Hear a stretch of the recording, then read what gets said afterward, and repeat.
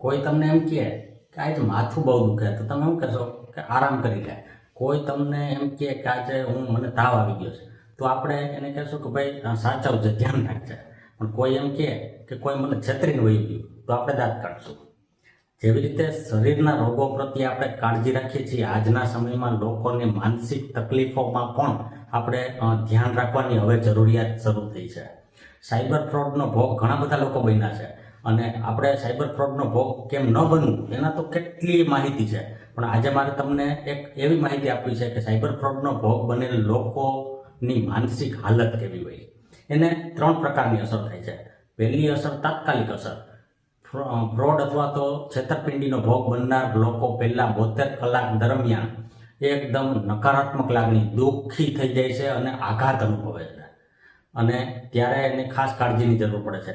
બીજું, પહેલું અઠવાડિયું છેતરાયા પછી પહેલા અઠવાડિયામાં 3 લાગણી અનુભવે છે. એક શરમ, બીજું ગુસ્સો અને ત્રીજું લાચારી.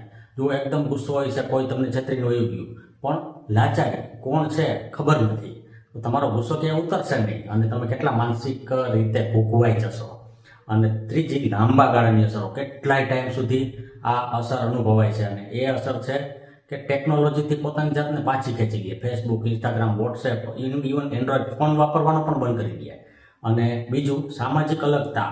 એ મિત્રો, પરિવાર અને લોકોથી પોતાની જાતને પાછી ખેંચીને એકલા અટુલા રહેવા માંડે. તો આવા કોઈ પણ ભોગ બનેલ લોકો હોય તો એમને પોતાની વાત કરવી જોઈએ.